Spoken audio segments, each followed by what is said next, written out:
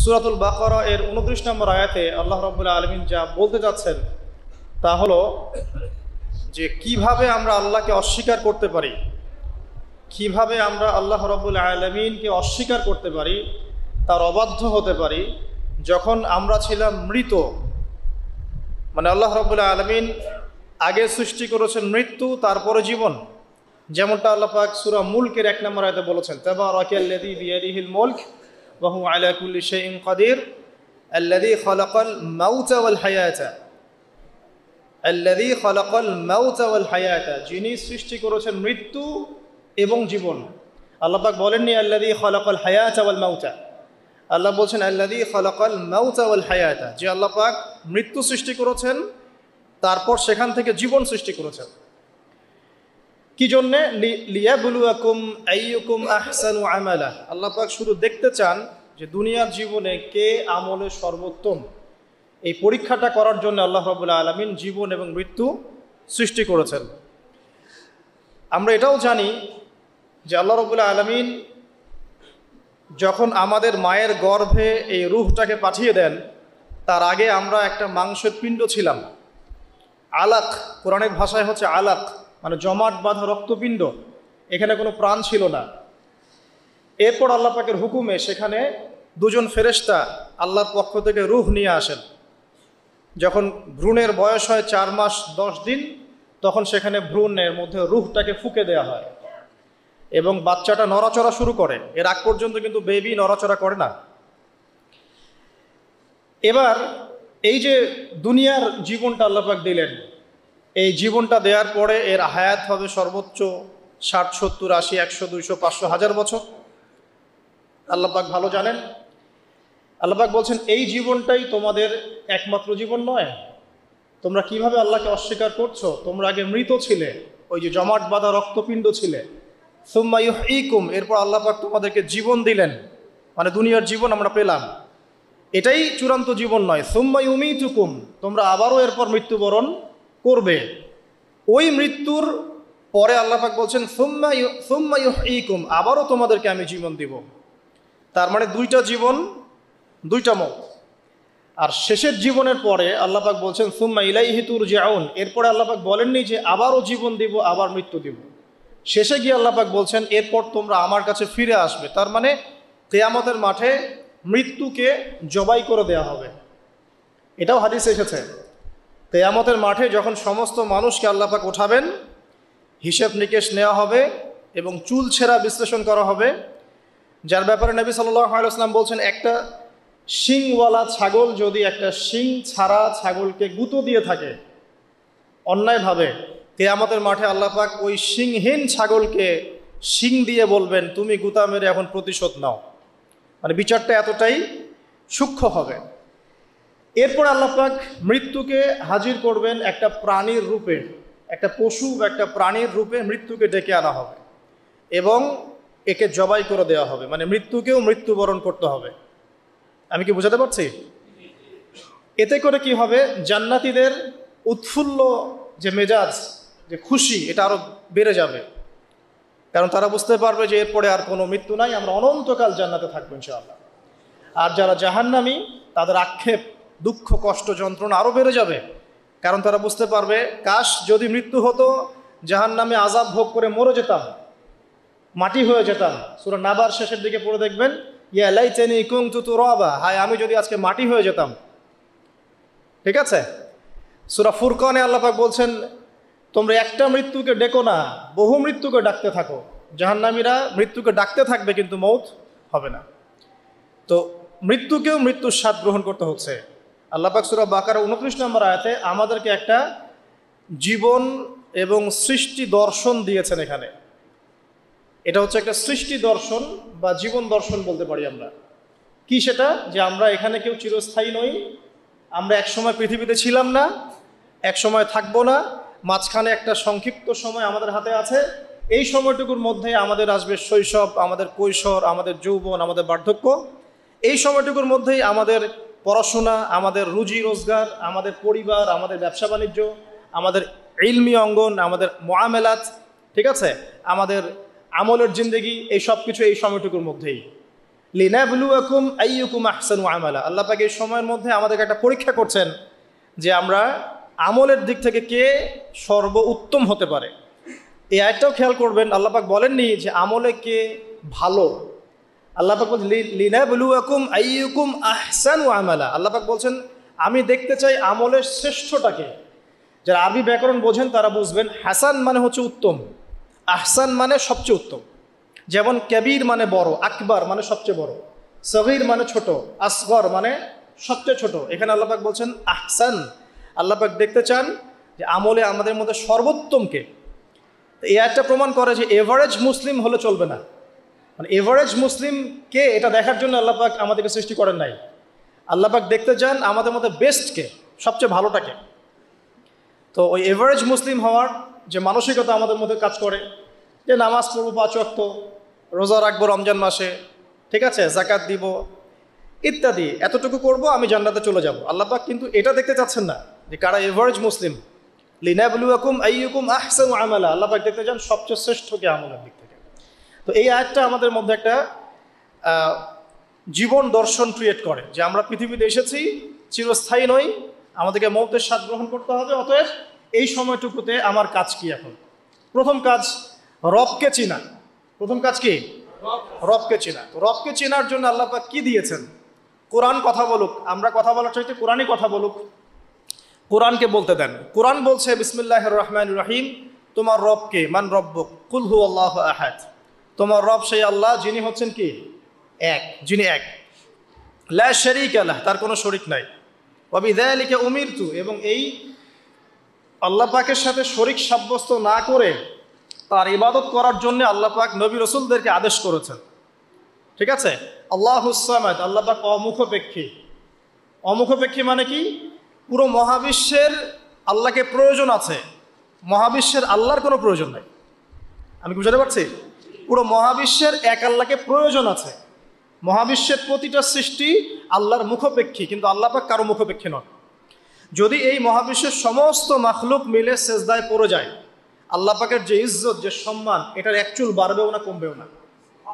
আল্লাহ পাকের ইজ্জত যেমন, সম্মান যেমন, তেমনই থাকবে। একইভাবে পুরো মহাবিশ্বের সমস্ত মানুষ যদি আল্লাহর সাথে কুফরি করে, আল্লাহর বিধানের পরোয়া করে না, আল্লাহ পাকের হুকুম আহকামের পরোয়া করে না, আল্লাহর ইজ্জত, সম্মান, ক্ষমতার যাররা পরিমাণও কমে যাবে না।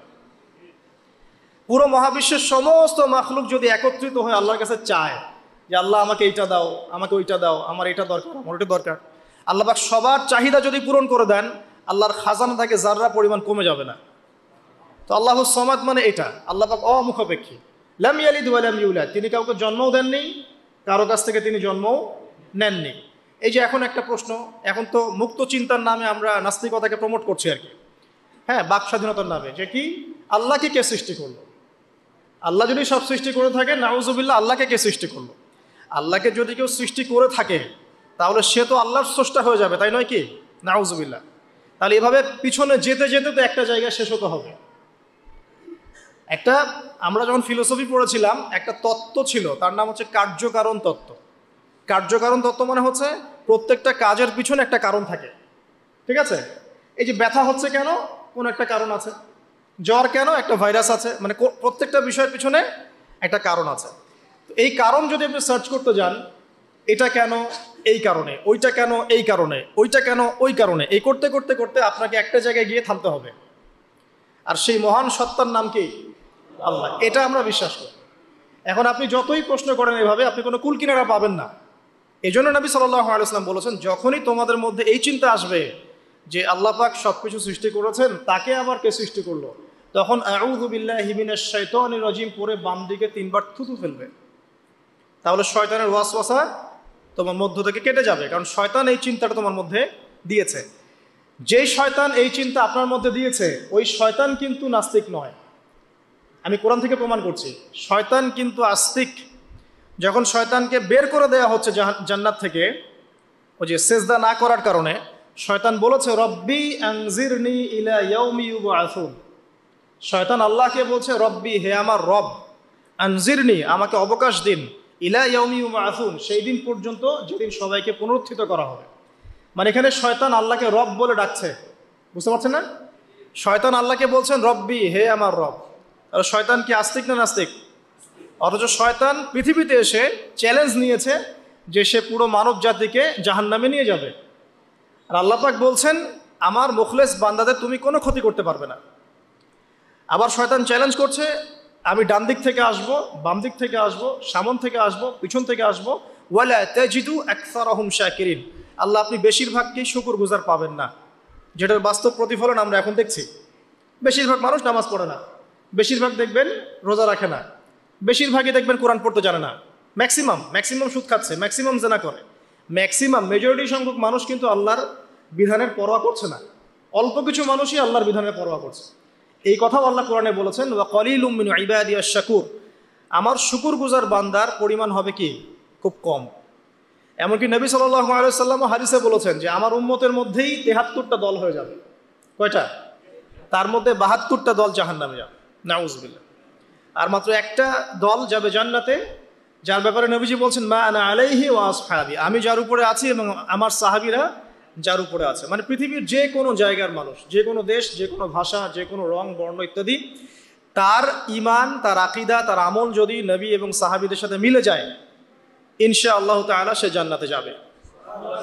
এটার জন্যে একটা দল খুলে সবাইকে ওই দলের ফর্ম পূরণ করতে হবে জরুরি না। এটা ঈমানের ব্যাপার, আকীদা আমলের ব্যাপার। যে কোনো জায়গার মানুষ যদি আল্লাহ এবং তার রাসূল এবং তার সাহাবীদের মানহাজ ফলো করে ইনশাআল্লাহ তাআলা সে জান্নাতে যাবে। আল্লাহ পাক আমাদেরকে তৌফিক দান করুন, আমিন। তো এখানে বলছিলাম একটা বিষয় যে জীবন দর্শন পাওয়ার পরে আপনাকে রবকে চিনতে হবে। রবকে চেনার জন্য আমি সূরা ইখলাসটা বলছি, লাম ইয়ালিদ ওয়া লাম ইউলাদ, তাকে কেউ জন্ম দেয়নি, আল্লাহ পাক কারো কাছ থেকে জন্মিতও নন। এখন কিছু মানুষ বলছে, পৃথিবীর কোটি কোটি শত কোটি মানুষ বলছে যে আল্লাহ পাকের সন্তান আছে, নাউযুবিল্লাহ। বলছে না? পৃথিবীর শত কোটি মানুষ বলছে যে আল্লাহর সন্তান আছে, নাউযুবিল্লাহ। আর আল্লাহ পাক সূরা মারিয়ামের মধ্যে বলছেন যে এই যে তারা এই কথাটা বলছে, ইত্তাখাযাল্লাহু ওয়ালাদা, আল্লাহ পাক সন্তান গ্রহণ করেছেন, তার নাম ঈসা আলাইহিস সালাম, নাউযুবিল্লাহ। আল্লাহ বলছেন এই কথাটা যখন আসমানে উঠে, আমরা যখন কথা বলি তখন কথাগুলো বায়ুমণ্ডলে ছড়িয়ে পড়ে না? এই কথা যখন বায়ুমণ্ডলে ছড়িয়ে পড়ে, আসমানের দিকে ওঠে, তখন আসমান এবং জমিন লজ্জায়, অপমানে, কষ্টে ফেটে পড়তে চায় যখন এই কথাটা মানুষ বলে, ইত্তাখাযাল্লাহু ওয়ালাদা, নাউযুবিল্লাহ। তো দেখুন বেশিরভাগ মানুষ কিন্তু বলছে যে আল্লাহর সন্তান আছে, নাউযুবিল্লাহ। আবার ইহুদি যারা, তারা বলছে ওজায়ের আলাইহিস সালাম আল্লাহর পুত্র, নাউযুবিল্লাহ। খ্রিস্টানরা বলছে ঈসা ইবনে মারিয়াম আল্লাহর পুত্র, নাউযুবিল্লাহ। এখন আমরা যে একটা কথা বলি না যে বেশিরভাগ মানুষ যা বলবে সেটাই সঠিক, তাহলে কি এই বেশিরভাগ মানুষ যে বলছে আল্লাহর সন্তান আছে এটা সঠিক? তাহলে এখানে কিন্তু এই কনসেপ্টটা টিকছে না। বেশিরভাগ মানুষ যা বলবে তা সঠিক হবে তখনই যখন তাদের কথা কুরআন সুন্নাহর মানদণ্ডে হবে। যদি বেশিরভাগ মানুষ বলে হ্যাঁ সুদ হারাম, অবশ্যই হারাম, বিকজ কুরআন সুন্নাহ এটা হারাম করেছে। যদি বেশিরভাগ মানুষ বলে সুদ হালাল, আপনি কি করবেন? মানবেন? যদি বেশিরভাগ মানুষ বলে মদ হালাল, জিনা হালাল, হ্যাঁ, তাহলে এই যে একটা কনসেপ্ট চালু হয়ে গেছে আমাদের মধ্যে, এটা কিন্তু ডেমোক্রেসি না, এটা ডেমোক্রেসির ভুল ব্যাখ্যা। হ্যাঁ, বেশিরভাগ মানুষ এর কথা মতামত কখন গ্রহণযোগ্য হবে? যখন সেটা আল্লাহ পাকের ঐশী গ্রন্থের আলোকে হবে, তখন অবশ্যই নিঃসন্দেহে এটা গ্রহণযোগ্য হবে। কিন্তু যদি বেশিরভাগ মানুষ আল্লাহ এবং তার রাসূলের বিধানের বাইরে কথা বলে, হালাল করে দেয় মদকে, জেনাকে হালাল করে দেয়, আপনার এই যে পর্নোগ্রাফিকে হালাল করে দেয়, সুদকে হালাল করে দেয়, তাহলে কি আমরা হালাল মেনে নিব? যদি মেনে নেন তখন কিন্তু আপনি আল্লাহ পাকের সাথে শিরক করলেন। এটা সূরা তাওবার 31 নম্বর আয়াতে পড়ে দেখবেন, লাম ইয়ালিদ ওয়া লাম ইউলাদ, আল্লাহ পাক কাউকে জন্ম দেননি, কারো কাছ থেকে জন্মিতও নন। ওয়া লাম ইয়াকুল লাহু কুফুয়ান আহাদ, এটা আরো ম্যাসিভ। আল্লাহ পাকের সমতুল্য কিচ্ছু নাই। মানে কোনো কিছু যদি আপনার চিন্তায়ও আসে যে এটা আল্লাহর সমকক্ষ হতে পারে, নাউযুবিল্লাহ, সাথে সাথেই ওই কনসেপ্টটা বাতিল করতে হবে। কারণ আল্লাহ পাকের সমকক্ষ কিছু হতেই পারে না। কিছু মানুষ আছে মুসলিমদের মধ্যেও দেখা যায় যে আল্লাহ পাকের গুণ এবং আসমা সিফাতগুলোকে মানুষের সাথে তুলনা করছে না? অনেকেই বলেছে যে আল্লাহ পাকের হাত এই যে আমাদের হাতের মতো, নাউযুবিল্লাহ, এইসব কথা বলা যাবে না। অনেকে বলেছে আল্লাহ পাকের পা মানুষের পায়ের মতো, আল্লাহ পাকের চেহারা মানুষের চেহারার মতো। অনেক ফিলোসফিক্যাল বই আমরা পড়েছি, এগুলোতে অনেক মানুষ এই কথাগুলো লিখেছে, এগুলো সম্পূর্ণ বাতিল আকীদা। লাইসা কামিসলিহি শাই, আল্লাহ পাকের মতো কিছুই নাই, কোনো কিছুই তার সাথে সাদৃশ্যর হওয়ার যোগ্য নয়। এখানে যদি কোনো মুসলিম এরকম আকীদা পোষণ করে থাকে, এটাও একটা বাতিল আকীদা হবে। সামনে আসেন, আল্লাহকে চিনতে হলে আপনাকে আরেকটা আয়াত আমি শোনাচ্ছি, ইনশাআল্লাহ এটা যথেষ্ট হবে। আল্লাহ রাব্বুল আলামিন বলছেন, আল্লাহ পাক, লা ইলাহা ইল্লাহু, আল্লাহ পাক তিনি যিনি ছাড়া কোনো ইলাহ নাই। আল্লাহু লা ইলাহা ইল্লা হুয়াল হাইয়ুল কাইয়ুম, তিনি হাই এবং কাইয়ুম, হাইয়ুন কাইয়ুম, চিরঞ্জীব চিরস্থায়ী। চিরঞ্জীব মানে কি? মানে যখন কিছু ছিল না আল্লাহ পাক ছিলেন, যখন কিছু থাকবে না আল্লাহ পাক থাকবেন।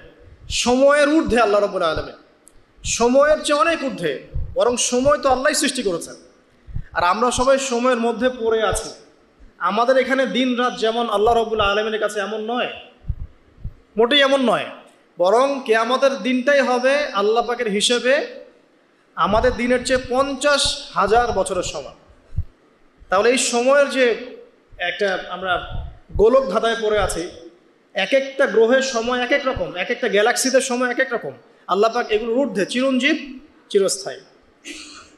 আপনারা যারা সায়েন্সে পড়েছেন, আপনারা ওই যে আইনস্টাইনের সূত্র পড়েছেন না, যে সময়ের আলোর বেগে যদি কোনো বাহন ছুটে মহাকাশে, তাহলে পৃথিবীতে দেখা গেল একজনের বয়স 25, ও মহাকাশে 25 বছর ঘুরে আসলো, এসে দেখেছে, আবার পৃথিবীতে এসে দেখলো তার ওই ভাই যার বয়স 25 ছিল তার বয়স এখন 50, কিন্তু ওই বেচারার বয়স কিন্তু 25ই থেকে গেছে। এই সূত্রটা জানেন না? তো সময় কিন্তু সব জায়গায় একরকম নয়, এখানে অনেক ব্যাপার আছে। আল্লাহ রাব্বুল আলামিন চিরঞ্জীব এবং চিরস্থায়ী। আল্লাহু লা ইলাহা ইল্লা হুয়াল হাইয়ুল কাইয়ুম লা তাখুযুহু সিনাতুন ওয়ালা নাওম। আল্লাহ পাক বলছেন তাকে তন্দ্রাও স্পর্শ করে না, নিদ্রাও স্পর্শ করতে পারে না। তন্দ্রা কি? এই যে আমাদের ঝিমুনি আসে, এটা তন্দ্রা। আর নিদ্রা কি? আমরা যেটা ঘুমিয়ে যাই, এটা নিদ্রা। তো নিদ্রাকে বলা হয়েছে মৃত্যুর ভাই। এই কারণে জান্নাতে মানুষ যখন যাবে তাদের ঘুম হবে না, মানে জান্নাতে কোনো ঘুম নাই, কারণ ঘুম হচ্ছে মৃত্যুর ভাই। তো আল্লাহ পাককে ঘুমও স্পর্শ করতে পারে না এবং ঝিমুনি তন্দ্রাও স্পর্শ করতে পারে না। এমন একটু চিন্তা করে দেখেন, এই লক্ষ কোটি বছর ধরে যে মহাকাশ চলছে সৃষ্টির পর থেকে, আল্লাহ রাব্বুল আলামিন একটা মুহূর্ত সময় কি রেস্ট নিয়েছেন? একটা জাররা পরিমাণ সময় কি তিনি রেস্ট নিয়েছেন? তাহলে সেই মহান সত্তা যিনি এক জাররা পরিমাণ সময়ও তার ক্লান্তি বোধ হয় না, তার কোনো ঘুম আসে না, তার কোনো তন্দ্রা স্পর্শ করে না, তা আমরা সেই আল্লাহর বান্দা হয়ে কি আল্লাহর বিধান বা তার আনুগত্যের বাইরে যাওয়া ঠিক হবে? এটা সহজ। আল্লাহকে চিনতে শিখুন। আল্লাহ পাক কে? আল্লাহ রাব্বুল আলামিন তো এমন একজন সত্তা যে আপনি সারাটা জীবন আল্লাহর বিপক্ষে চলেছেন, আজকে 2 রাকাত নামাজ পড়ে যদি তওবা করে ফিরে আসেন, ইমিডিয়েটলি আল্লাহ পাক আপনাকে মাফ করতে পারেন। আবার আপনি সারা জীবন ভালো কাজ করেছেন, শেষে কি এমন একটা কথা বললেন, এমন একটা কাজ করলেন, হতে পারে সেই কাজের জন্য আল্লাহ না করুক আপনার জাহান্নামের ফয়সালা হয়ে যেতে পারে। নাউজুবিল্লাহ। তো আল্লাহকে চিনতে শিখুন।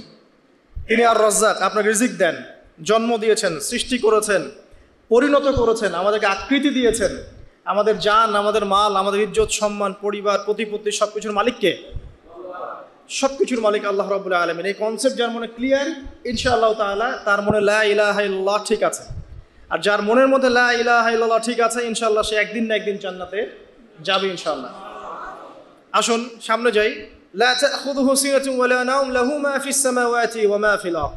আসমান সমূহ, এখানে আসমান একটা আসমান বলা হয়নি, পুরো আসমান সমূহ এবং এই জমিনে যা কিছু আছে সব কিছু কার? আল্লাহ। আসমান সমূহটা বোঝেন। একদিন বলেছিলাম একটা এক্সাম্পল, যে এই পুরো মহাবিশ্বে পৃথিবীর অবস্থানটা কতটুকু।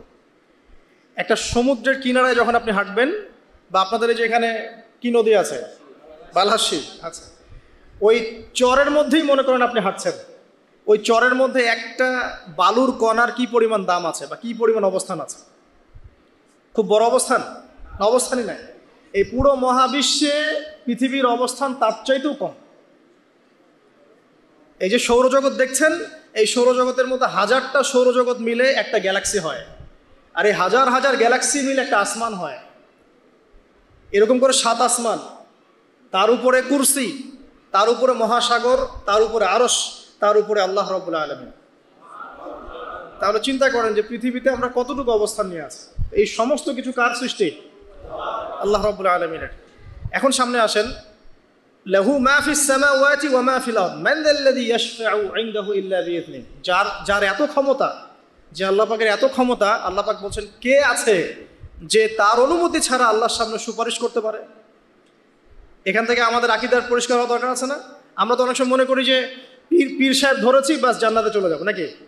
আমল করার দরকার নাই, বায়াত হয়েছি বাস জান্নাতে চলে যাব, আমার আমলের দরকার নাই। এত সহজ না। আল্লাহ পাক বলছেন কে আছে যে আমার কাছে সুপারিশ করবে আমার অনুমতি ছাড়া? আল্লাহ পাকের অনুমতি না পেয়ে কেউ এই কাজ করতে পারবে না। আমরা জানি না রাসূল সাল্লাল্লাহু আলাইহি ওয়াসাল্লাম উম্মতের জন্য সুপারিশ করবেন। হ্যাঁ, শহীদগণ সুপারিশ করবে, এই যে হাফেজে কোরআন, আলেম, অনেক মানুষ, অনেক শ্রেণীর মানুষকে আল্লাহ পাক সুপারিশ করার এখতিয়ার দিবেন। কেন দিবেন? বিকজ আল্লাহ পাক তাদের আমলে সন্তুষ্ট এবং আল্লাহ পাক তাদেরকে সম্মানিত করবেন সবার উপরে। মনে করেন এখানে অনেক মানুষ আছে, এর মধ্যে একজনকে আপনি সবচেয়ে বেশি পছন্দ করেন, সে আপনাকে সন্তুষ্ট করেছে, তাকে সম্মানিত করতে চাচ্ছেন আপনি, এখন তাকে ডেকে নিয়ে আসলেন সবার সামনে, এনে আপনি যে ফুলের তোড়া উপহার দিলেন, মানে আপনি তাকে ভালোবাসেন, তাকে সম্মান করেন। এখন সে আপনাকে যদি কিছু বলে যে আমার অমুক ভাই আছে, সেও মাশাআল্লাহ এই পথে চেষ্টা করছে, আপনি তাকে একটু সুযোগ দেন, তখন আপনি কিন্তু ওকে সুযোগ দিবেন। এইটা সুপারিশ। মানে বিষয়টা হচ্ছে যে যখন আল্লাহ রাব্বুল আলামিন কিছু মানুষের উপর সন্তুষ্ট হবেন, তখন গিয়ে আল্লাহ রাব্বুল আলামিন তাদেরকে সুপারিশ করার এখতিয়ার দিবেন। কিন্তু আল্লাহ পাকের অনুমতি ব্যতীত এই কাজটা কেউ করতে পারবে না। এটা আমাদের কনসেপ্ট ক্লিয়ার থাকা উচিত। মান যাল্লাযী ইয়াশফাউ ইনদাহু ইল্লা বিইযনিহি ইয়ালামু মা বাইনা আইদিহিম ওয়া মা খালফাহুম। আল্লাহ পাক সেই সত্তা, আপনার রব সেই সত্তা যিনি সামনের এবং পিছনের খবর জানেন, মানে অতীত, বর্তমান, ভবিষ্যৎ সব জানেন। আদম আলাইহিস সালাম সৃষ্টি হওয়ার প্রথম দিন কি খেয়েছেন আল্লাহ পাক এখন জানেন। কথা বুঝতে পারছেন না? আমরা জানি? কোনো ইতিহাসের বই আমাদেরকে সলিউশন দিতে পারবে?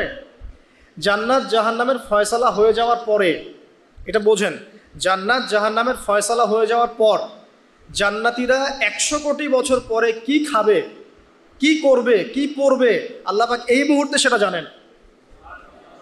ঠিক একইভাবে জাহান্নামীরা জাহান্নামে যাওয়ার 100 কোটি বছর পর তাদের কি আযাব হবে, কি পানিশমেন্ট দেওয়া হবে, ওদের অবস্থা কি হবে, আল্লাহ পাক এখনই সেটা দেখতে পারেন। তা আমরা তো আল্লাহকে চিনি না, এই কারণে আমরা আল্লাহর বিরোধিতা করি, তার নবীর বিরোধিতা করি, ইসলাম, কোরআন, হাদিসের বিরোধিতা করছি। আমরা তো আল্লাহকে চিনি না। আল্লাহ পাক বলছেন ইয়ালামু মা বাইনা আইদিহিম ওয়া মা খালফাহুম, সামনে পিছনে যা আছে, অতীত, বর্তমান, ভবিষ্যৎ সব আল্লাহ পাক জানেন। ইয়ালামু মা বাইনা আইদিহিম ওয়া মা খালফাহুম ওয়া লা ইউহিতুনা বিশাইইন মিন ইলমিহি ইল্লা বিমা শা। আল্লাহ পাকের যে মহা জ্ঞান, অসীম জ্ঞান, এই জ্ঞানটাকে কোনো কিছুই পরিব্যাপ্ত করতে পারে না। এই যে ইসলামের এগেনস্টে যত প্রশ্ন করা হয়, আল্লাহকে কে সৃষ্টি করলো, ইসলামে ওই বিধান কেন, হ্যাঁ পর্দা কেন, কেন বহুবিবাহ, কেন এইটা, কেন সেইটা, এই যে যত প্রশ্ন এখন করা হয় মুক্ত চিন্তার নামে, এটার একমাত্র কারণ কি জানেন? একমাত্র কারণ জ্ঞানের স্বল্পতা।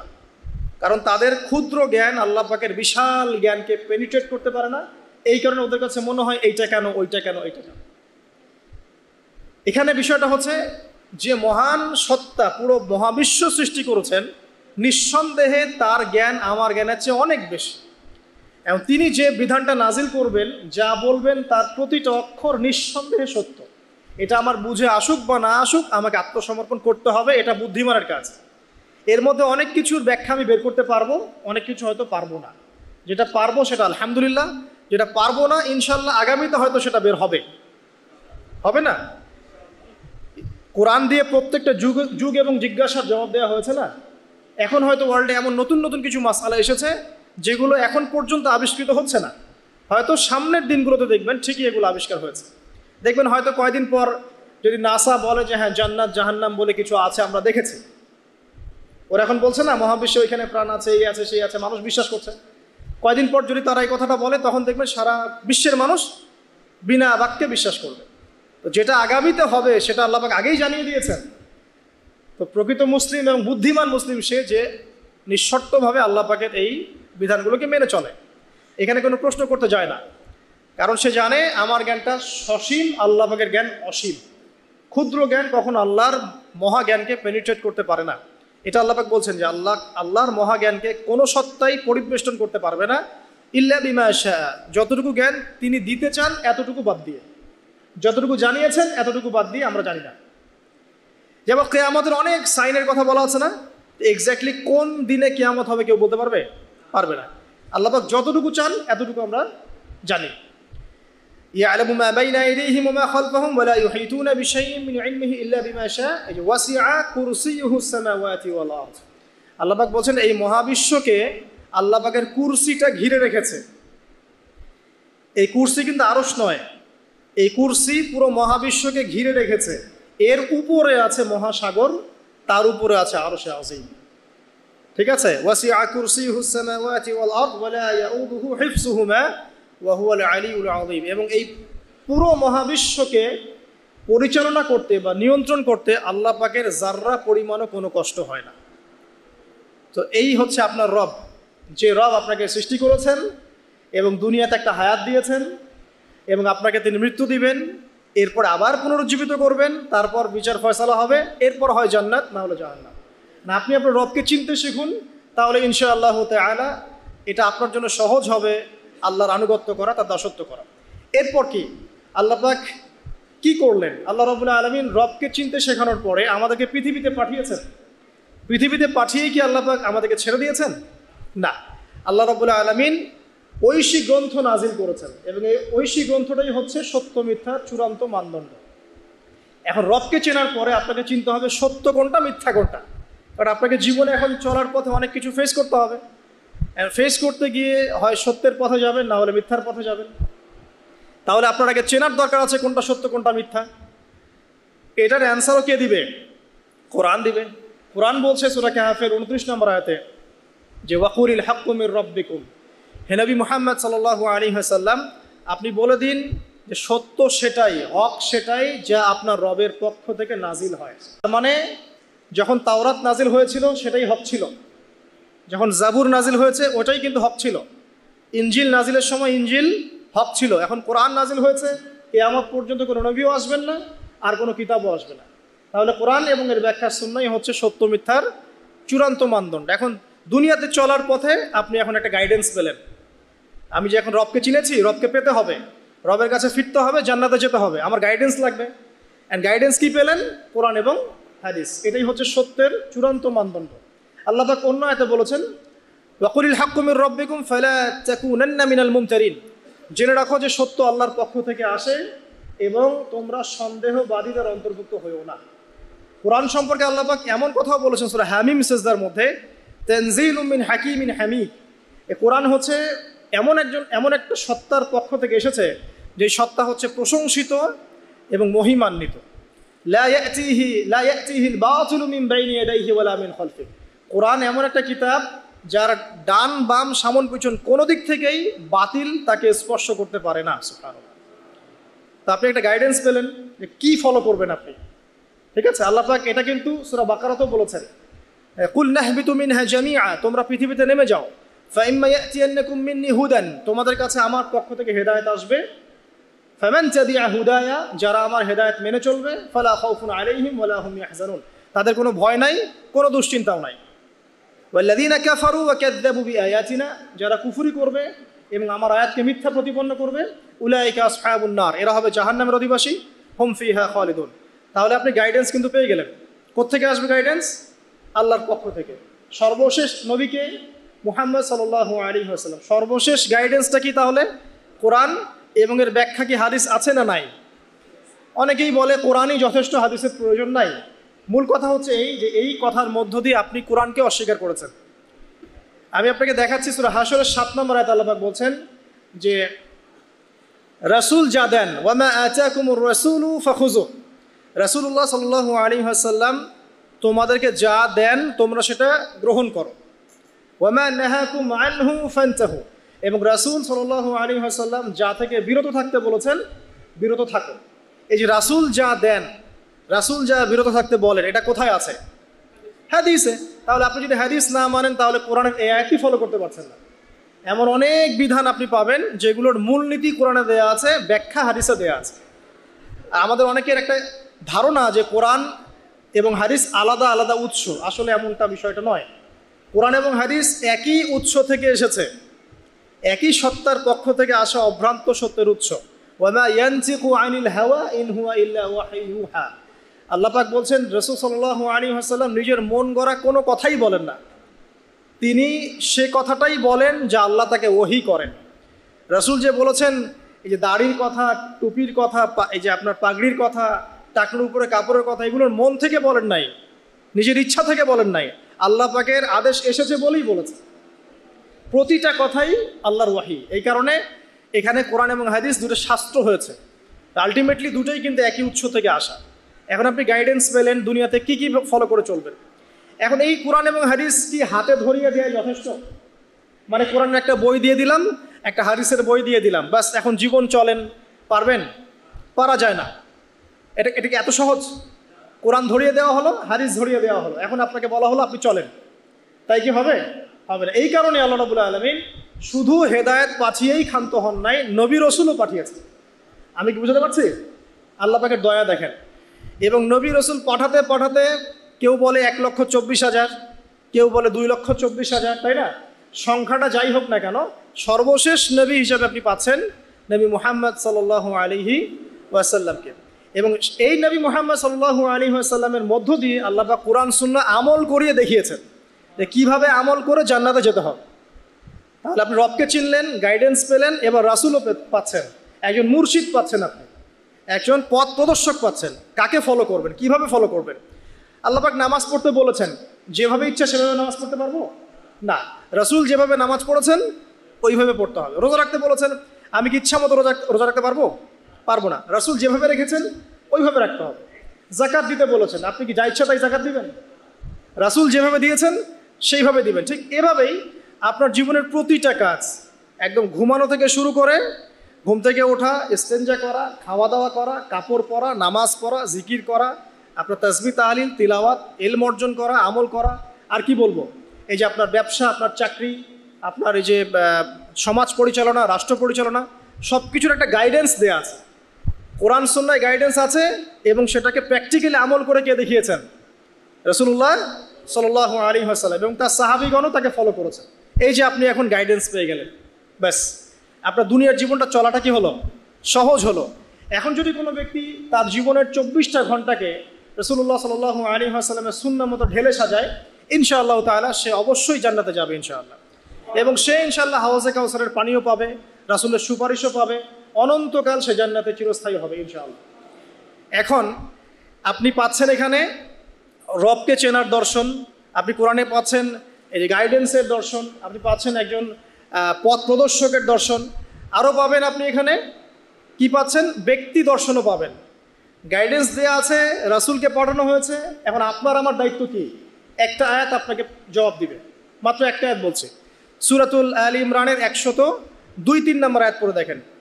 102 নম্বর একটা পড়েন, আল্লাহ পাক বলছেন, ইয়া আইয়ুহাল্লাযীনা আমানু, হে মুমিনগণ, ইত্তাকুল্লাহ।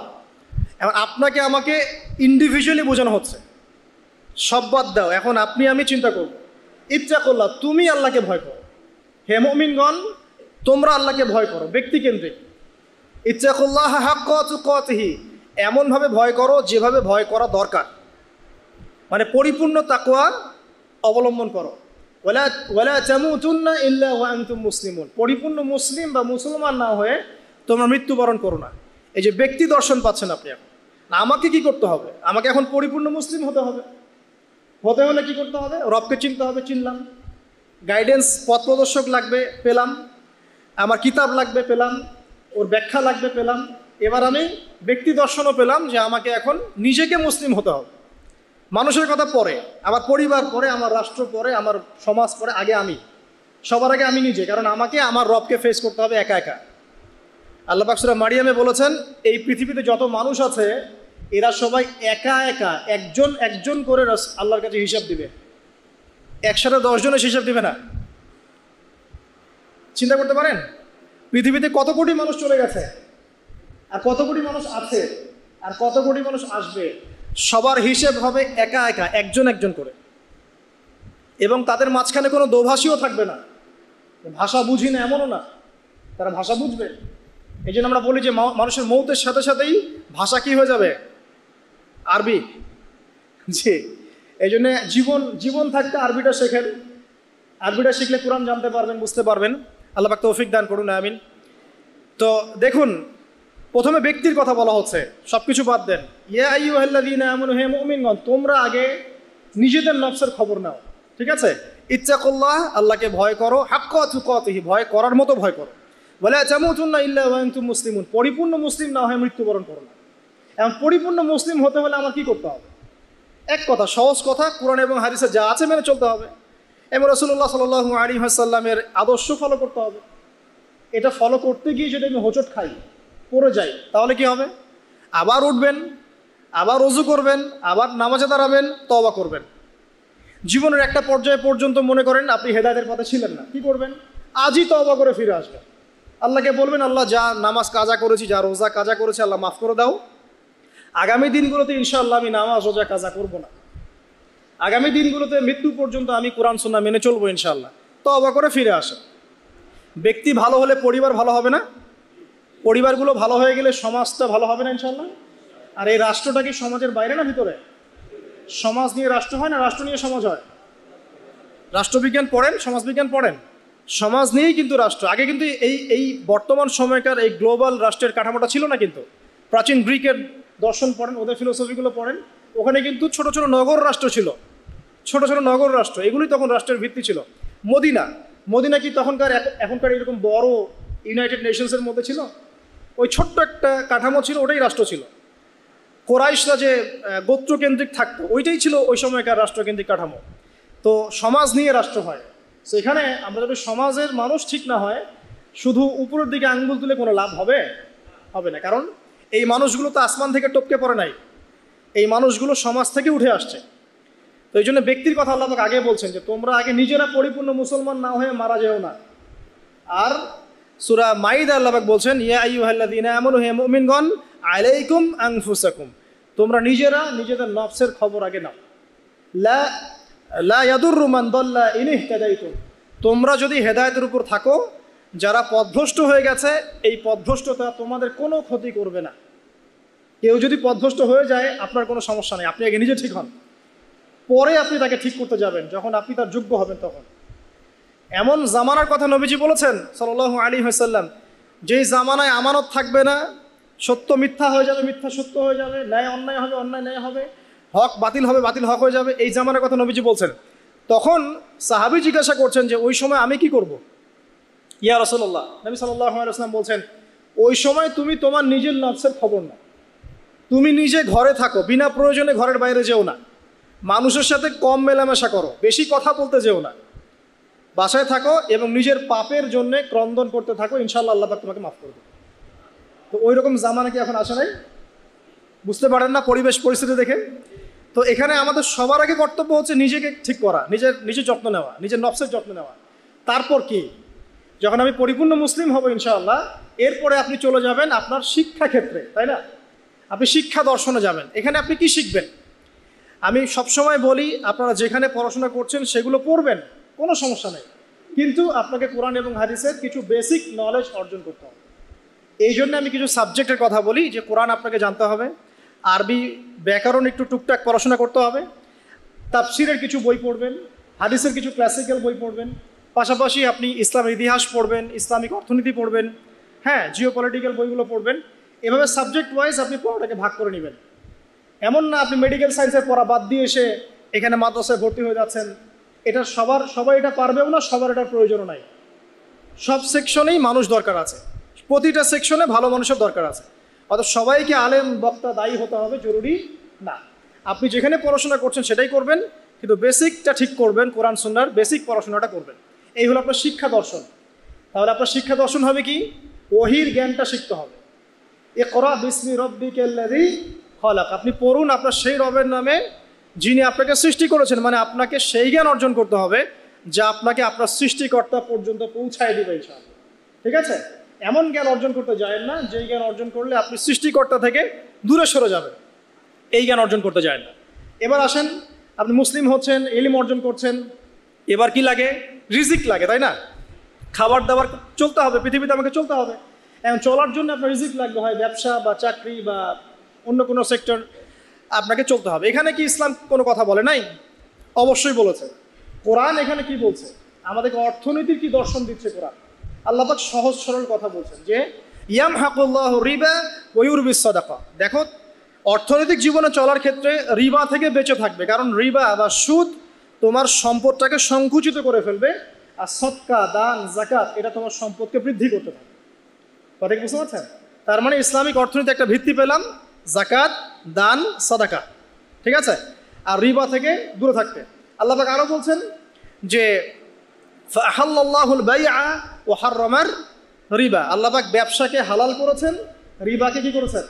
হারাম। তার মানে আপনি একটা গাইডেন্স পেলেন, আপনাকে ব্যবসা করতে হবে, আপনাকে সুদে যাওয়া যাবে না। আপনি ব্যবসা করেন কোনো সমস্যা নেই, বাট সুদে গেলে প্রবলেম। এই ব্যাপারে আল্লাহ পাক আরও বলছেন ইয়া আইয়ুহাল্লাযীনা আমানু হে মুমিনগণ ইত্তাকুল্লাহ, আল্লাহকে ভয় করো, ওয়া যারু মা বাকিয়া মিনার রিবা, তোমরা সুদের অবশিষ্ট সব অংশগুলো ছেড়ে দাও, সুদের লভ্যাংশগুলো ছেড়ে দাও, চক্রবৃদ্ধি হারে সুদ খেও না। ওয়া ইল্লাম তাফআলু, তোমরা যদি এটা না ছাড়ো তাহলে ফাআযারু বিহারবি মিনাল্লাহি ওয়া রাসূলিহি, তাহলে আল্লাহ এবং তার রাসূলের সাথে যুদ্ধের ঘোষণা শুনে না।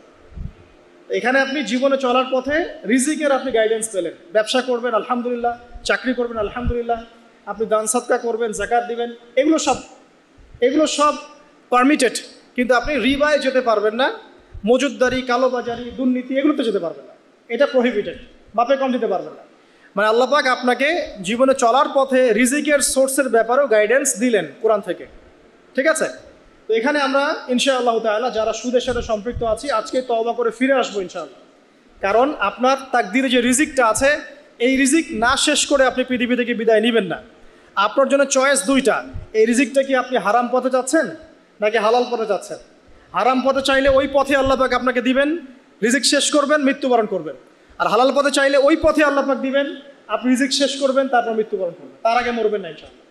আল্লাহ পাক কথাগুলো বোঝার তৌফিক দান করুন, আমিন। এই যে ব্যবসা বাণিজ্য, চাকরি বাকরি হয়ে গেল, এখন কি আপনার পরিবারের ব্যাপার আছে, আমি শেষ করে দিচ্ছি। আপনার পরিবারের কিছু ব্যাপার আছে, এখন পরিবার গঠন করবেন, মাশাআল্লাহ। এখানে কি কোরআন গাইডেন্স দেয় নাই? অবশ্যই দিয়েছে। সূরা তাহরিম এর 6 নম্বর আয়াত পড়ে দেখেন, আল্লাহ পাক বলছেন যে ইয়া আইয়ুহাল্লাযীনা আমানু হে মুমিনগণ কু আনফুসাকুম ওয়া আহলিকুম নারা, তুমি নিজে জাহান্নামের আগুন থেকে বাঁচো, তোমার পরিবারবর্গ সবাইকে জাহান্নামের আগুন থেকে বাঁচাও। এখন পরিবার গঠন করতে হলে আমার এইটা মেনে চলতে হবে, মানে এমন পরিবার গঠন করতে হবে যেই পরিবারের সদস্যরা আল্লাহকে ভয় করে, রাসূলের আদেশ মেনে চলে, নামাজ কালাম ঠিক মতো পড়ে, দিনের বুঝ আছে, ফরজ ওয়াজিব সুন্নত মোস্তাহাব মেনে চলে, পর্দা মেনে চলে। এমন পরিবার গঠন করা ছাড়া অন্য জায়গায় যাওয়া যাবে না, কারণ আমাদেরকে এমন পরিবার গঠন করতে আল্লাহ পাক বলেছেন যে পরিবারের সদস্যদেরকে তুমি জাহান্নামের আগুন থেকে বাঁচাবে। তো এখানে আমি পারিবারিক দর্শন পেলাম। এখানে মোটা থেকে কিছু কথা বলে দেই যে বিয়ে করার সময় অবশ্যই দিনদারিতাকে প্রাধান্য দিবেন, বাকি বিষয়গুলো পরে, রূপ সৌন্দর্য বংশ টাকা পয়সা পরে, আগে দিনদারিতা। ছেলের ক্ষেত্রেও মেয়ের ক্ষেত্রেও বিয়েটাকে সহজ করবেন, কঠিন করবেন না। বিয়ে যত সহজ হবে জেনা তত কমে যাবে, বিয়ে যত কঠিন হবে জেনা তত বাড়তে থাকবে। আর এখনকার যুগটা জেনার যুগ, ঘরে ঘরে জেনা পরকীয়া চলছেই, এবং রেপ ধর্ষণ এখনকার একটা কমন সমস্যা। পর্নোগ্রাফি দিয়ে যুব সমাজের মস্তিষ্ক ধোলাই করে দেওয়া হয়েছে, এরা এখন জানোয়ার হয়ে গেছে ভিতর থেকে, যাকে তাকে যেখানে সেখানে রেপ করে ফেলছে, বিকজ ইন্টারনালি তারা করাপ্টেড, তারা ইন্টারনালি বিস্ট হয়ে গেছে। একই সাথে সকল ক্ষেত্রে আমরা উপযুক্ত ইসলামিক শাস্তি নিশ্চিত করতে পারছি না, এই কারণে এরা পার পেয়ে যাচ্ছে, লায় পেয়ে যাচ্ছে। তো সব মিলিয়ে এই আপনার পরিবারকে যখন আপনি গঠন করবেন, দিনদারিতাকে প্রাধান্য দিবেন, পর্দাকে প্রাধান্য দিবেন, নামাজ পড়ে কিনা, ফরজ ওয়াজিব মেনে চলে কিনা এগুলো দেখবেন। এরপরেও যদি কোনো সমস্যা ফিল হয় তখন সবরের সাথে, ধৈর্যের সাথে, ইসলাম এবং সংশোধনের মধ্য দিয়ে আপনি জীবনযাপন করতে থাকবেন ইনশাআল্লাহ তাআলা। আল্লাহ পাক সবাইকে আদর্শ পরিবার গড়া তৌফিক দান করুন, আমিন। এই পরিবারে আপনার সন্তান সন্ততি হবে। এখন আপনি আমি যে পরিবেশটা পাই নাই সেই পরিবেশটা আপনার বাচ্চাকে দিতে হবে। তো আপনার সন্তান সন্ততি প্রতিপালনের দর্শনটা কোথায় কোরআনে? সূরা লোকমানের আপনি 10 থেকে 20 এই আয়াতগুলো পড়ে দেখেন। কোন সূরা? সূরা লোকমানের 10 থেকে 20 এই আয়াতগুলো পড়ে দেখেন। আল্লাহ রাব্বুল আলামিন এখানে পুরো গাইডেন্স দিয়ে দিয়েছে, বাচ্চাকে কিভাবে মানুষ করবেন, কি শিখাবেন, কি শিখাবেন না সব। লোকমান আলাইহিস সালাম তার বাচ্চাকে শেখাচ্ছেন শিরিক করো না, সৎ কাজের আদেশ দিও, অসৎ কাজে নিষেধ করো, সবর করো, মানুষ ভালো মন্দ বলবে তখন সবর করো, পিতা মাতার অবাধ্য হয়েও না, ঠিক আছে? তবে পিতা মাতা যদি তোমাকে আল্লাহর বিরুদ্ধে নিয়ে যায় তখন তাদের সাথে সবরের সাথে আচরণ করো, কিন্তু তাদের সাথে কটু আচরণ করো না, তাদের কথা মেনে নিও না। যদি তারা তোমাকে শিরিক করতে বলে ওদের কথা মেনে নিও না, কিন্তু তাদের সাথে ভালো আচরণ করো। তো এখানে আপনাকে পুরো গাইডেন্স দেওয়া হবে কীভাবে আপনি সন্তান প্রতিপালন করবেন। এছাড়া এখনকার প্যারেন্টিংয়ের অনেক বই আছে, এগুলো কিনবেন, ইসলামিক ফ্যামিলি গড়ে তোলেন, আল্লাহ পাক তৌফিক এনায়েত করুন, আমিন। সর্বশেষে যে বিষয়, যে এরপর আপনি সমাজে চলাফেরা করছেন, তো সমাজ নিয়ে কি ইসলাম কোনো কথা বলে নাই? এক বাক্যে আমি বলছি, সমাজের বিষয়গুলো কোথায় আছে? কুরআনুল কারীমের মধ্যে একটা সূরা আছে, সূরাতুল হুজুরাত। কোন সূরা? সূরা হুজুরাত। এই সূরা হুজুরাতটা পুরা বাসায় গিয়ে পড়ে ফেলেন, দেখবেন একটা সমাজ কিভাবে চলবে বা চলা উচিত আল্লাহ পাক এখানে সব কিছু বলেছেন। একটা বিষয় আল্লাহ পাক বাদ দেন নাই। শুধুমাত্র এই সূরার উপর যদি এই বাংলার এই মুসলিম সমাজ আমল করতে পারে, ইনশাআল্লাহ এই সমাজে কোনো অন্যায়, অবিচার, জুলুম থাকবে না ইনশাআল্লাহ আযজা ওয়া জাল। এবং ইনশাআল্লাহ পুরো সোসাইটি মিলেই জান্নাতে যাবে ইনশাআল্লাহ তাআলা। আমরা আমাদের সমাজকে ভালোবাসবো, অবশ্যই দেশকে ভালোবাসবো, এবং আমরা চাবো যে আমাদের পুরো কমিউনিটি নিয়ে যেন আমরা আল্লাহর সাথে সাক্ষাৎ করতে পারি, জান্নাতে যেতে পারি। এই কারণে আমাদের উপর নৈতিক দায়িত্ব যে কোরআন থেকে এই সলিউশনগুলো মানুষের সামনে তুলে ধরা। আল্লাহ পাক যেন আমাদের সবাইকে আদর্শ সমাজ গড়ার তৌফিক দান করেন এবং সূরা হুজুরাতের উপর আমল করার তৌফিক এনায়েত করেন, আমিন। আচ্ছা, সর্বশেষ একটা পয়েন্ট বলে শেষ করে দেই, আমাদের নামাজের সময় চলে যাচ্ছে। আমি এতক্ষণ যে কথাগুলো বলেছি, এই কথাগুলোর সামারি করে দিই আগে। প্রথমে আমি আপনাকে বলেছি যে এই জীবনে আমরা চিরস্থায়ী নই, মৃত্যুবরণ করতে হবে। সো আমাদের হাতের সময় আছে হায়েস্ট 50, 60, 70 বা 100 বছর। এই সময়টুকুতে আমি কিভাবে আল্লাহর পথে চলবো, আল্লাহ পাক একা ছেড়ে দেন নাই। আমরা রবকে চিনেছি আয়াতুল কুরসির মধ্য দিয়ে, সূরা ইখলাসের মধ্য দিয়ে। সেই রবের দাসত্ব করব কিভাবে, আল্লাহ পাক দিয়েছেন কোরআন এবং এর ব্যাখ্যা হাদিস, এটা ফলো করব। কিভাবে ফলো করব?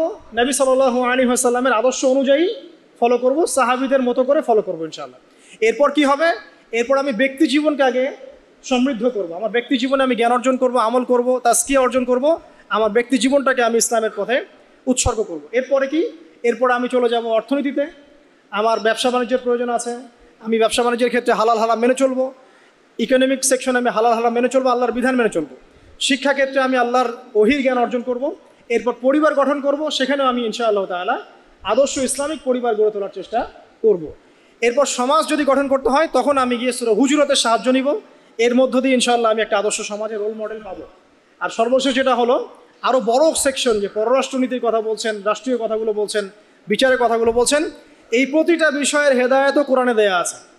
এখন এই যুগে, এই সময়ে, এই একবিংশ শতাব্দীতে এসে এই পশ্চিমাদের দৌরত্বের এই যুগে আমরা এটা কতটুকু করতে পারবো আমরা জানি না, কিন্তু জেনে রাখা ভালো। জাস্ট জানার জন্য বলছি, আল্লাহ রাব্বুল আলামিন কুরআনুল কারীমের মধ্যে বলেছেন যে ইয়া দাউদ, হে দাউদ, সূরা সাদের 26 নম্বর আয়াতে আল্লাহ পাক বলেছেন, ইয়া দাউদ, হে দাউদ, ইন্না জাআলনাকা খলিফাতান ফিল আরদ, হে দাউদ, আমি তোমাকে পৃথিবীতে খলিফা করেছি। আল্লাহর খলিফা কে? যে আল্লাহ রাব্বুল আলামিনের বিধান মেনে চলে, সেই তো আল্লাহর খলিফা। হে দাউদ, আমি তোমাকে পৃথিবীতে খলিফা করেছি, তোমার কাজ কি? ফাহকুম বাইনান নাসি বিল হক, তোমার কাজ হচ্ছে মানুষের মধ্যে হকের মানদণ্ডে বিচার ফয়সালা করবে। আর হক কি আমি কিন্তু আগে বলেছি সূরা কাহফ 29 নম্বর আয়াতে, যে হক সেটাই যেটা আল্লাহর পক্ষ থেকে নাজিল হয়। এই মানদণ্ডে তুমি মানুষের মাঝখানে বিচার ফয়সালা করবে। ওয়ালা তাত্তাবিউল হাওয়া, এবং তুমি তোমার প্রবৃত্তির দাসত্ব করবে না। ফায়ুদিল্লাকা আন সাবিলিল্লাহ, তাহলে এটা তোমাকে আল্লাহর পথ থেকে সরিয়ে নিয়ে যাবে। ইন্নাল্লাযীনা ইউদিল্লুনা আন সাবিলিল্লাহ, নিশ্চয়ই যারা আল্লাহর পথ থেকে বিচ্যুত হয়ে যায়, লাহুম আযাবুন শাদীদ, তাদের জন্য আছে প্রচণ্ড যন্ত্রণাদায়ক শাস্তি। বিমা নাসু ইয়াউমাল হিসাব, এই কারণে যে তারা হিসাবের দিনটা ভুলে গিয়েছে। এখানে আমরা একটা দর্শন পেয়ে গেলাম যে আমাদেরকে যদি আল্লাহ রাব্বুল আলামিন বড় লেভেলে নিয়ে যান, তখন আপনাকে কি ফলো করে সমাজ, রাষ্ট্র এবং পলিটিক্যাল অ্যাফেয়ার্সগুলো ডিল করতে হবে। জানি, আমি আপনাদের চেয়ে খুব ভালো করে জানি যে এটা বর্তমান বিশ্বে অলমোস্ট ইম্পসিবল। বর্তমান বিশ্বের যে কাঠামো, ঈসা ইবনে মারইয়াম এবং মাহদী আসার আগ পর্যন্ত এটা ইম্পোজ করা অলমোস্ট ইম্পসিবল। তারপরে আমরা জেনে রাখছি, বিকজ এটা জানার অধিকার তো আপনাদের আছে। আল্লাহ পাক সূরা মাইদা আরও বলেছেন, ওয়ামান লাম ইয়াহকুম বিমা আনজালাল্লাহু ফাউলাইকা হুমুল কাফিরুন। সূরা মাইদা পড়েন 44, 45, 47, তিনটা আয়াত পড়বেন। আল্লাহ পাক বলছেন, যে ব্যক্তি বা যারাই আল্লাহ পাকের নাজিলকৃত বিধান অনুযায়ী ফয়সালা করছে না, তারা জালেম, তারা ফাসেক, তারা কাফের। আল্লাহ পাক বলেছেন, আমার কথা নয়। আল্লাহ পাক আরও বলছেন, যখন তোমরা পলিটিক্যাল অ্যাফেয়ার্সে যাবে, ওয়ালা তাত্তাখিযুল ইয়াহুদা ওয়ান নাসারা আউলিয়া, তোমরা ইহুদি এবং নাসারাদেরকে বন্ধু রূপে গ্রহণ করো না। এই আয়াতটা তেলাওয়াত করলে আমাদের মিডল ইস্টের যারা আছে শাসকরা, তাদের কলিজা কাঁপা শুরু হয়ে যায়। আল্লাহ পাক বলেছেন, ইয়া আইয়ুহাল্লাযীনা আমানু, হে মুমিনগণ, লা তাত্তাখিযুল ইয়াহুদা ওয়ান নাসারা আউলিয়া, তোমরা ইহুদি এবং নাসারাদেরকে বন্ধু রূপে গ্রহণ করো না। কেন গ্রহণ করো না? বা'দুহুম আউলিয়াউ বা'দ, এরা একে অপরের বন্ধু। ওয়া মান ইয়াতাওয়াল্লাহুম মিনকুম, তোমাদের মধ্যে কেউ যদি ওদের দিকে মুখ ফিরায়, ফাইন্নাহু মিনহুম, সে তাদের অন্তর্ভুক্ত। ইন্নাল্লাহা লা ইয়াহদিল কওমাজ যালিমিন, আল্লাহ পাক এই জালেমদেরকে হেদায়েত করেন না। সেরকম অনেক আয়াত কোরআনে আছে। এখানে যখন আল্লাহ পাক ওই লেভেলে মানুষকে নিয়ে যাবে, তখন তার উচিত হবে, যদি তার সামর্থ্য থাকে, ক্ষমতা থাকে, তাহলে আল্লাহ রাব্বুল আলামিনের সেই বিধানগুলোকে ইম্পোজ করা, যেটা আমি বলে দিলাম এই দাজ্জালীয় সভ্যতার যুগে এটা অলমোস্ট ইম্পসিবল। তারপরেও যে ন্যায়ের কথা বলা হয়, যতটুকু পারা যায় অতটুকুর মধ্যেই আল্লাহ রাব্বুল আলামিনের হক, ন্যায়, যেটা আমাদের সমাজের জন্য কল্যাণকর, এই ডিসিশনগুলো নিতে কোনো আপত্তি নেই। আল্লাহ রাব্বুল আলামিন আমাদের ঊর্ধ্বতন কর্তৃপক্ষ যারা আছে সবাইকে শক্তিশালী করুন, আমরা দোয়া করি, এবং তাদেরকে আল্লাহ রাব্বুল আলামিনের কোরআন এবং হাদিস বোঝার তৌফিক দান করুন। সরাসরি না হলেও টেকনিক্যালি ইসলামের বিধানগুলোকে ইম্পোজ করার তৌফিক আল্লাহ পাক সবাইকে দান করুন, আমিন। আল্লাহ রাব্বুল আলামিন আমাদের সবাইকে মাফ করে দিন। এই দুনিয়ার জীবনটা যেন আমরা আল্লাহর আনুগত্যে কাটাতে পারি, আল্লাহ পাক সেই তৌফিক আমাদের সবাইকে দান করুন। এবং আমরা আরও বলছি যে আল্লাহ রাব্বুল আলামিন আমাদেরকে কোরআন সুন্নাহর জ্ঞানী হওয়ার তৌফিক দান করুন, বেশি বেশি করে আমল করার তৌফিক দান করুন, আদর্শ ইসলামিক পরিবার গড়ার তৌফিক দান করুন। পাশাপাশি আমাদেরকে যা রিজিকের সমস্যায় ভুগছি, হালাল রিজিকের সোর্স যাদের জুটছে না, আল্লাহ পাক এই বেকারত্ব দূর করে দিন এবং হালাল রিজিকের পথ প্রশস্ত করে দিন, আল্লাহুম্মা আমিন। আমাদের সমাজটাকে আল্লাহ রাব্বুল আলামিন কোরআনের কাঠামোতে গড়ে তোলা তৌফিক দান করুন, এবং আল্লাহ পাক আমাদের ঊর্ধ্বতন কর্তৃপক্ষ যারা আছে সবাইকে শক্তিশালী করুন, যাতে করে তারা ইসলামের কল্যাণে কাজ করতে পারেন, আমিন। সুবহানাকা আল্লাহুম্মা বিহামদিকা আশহাদু আল্লা ইলাহা ইল্লা আনতা আস্তাগফিরুকা ওয়া আতুবু ইলাইক।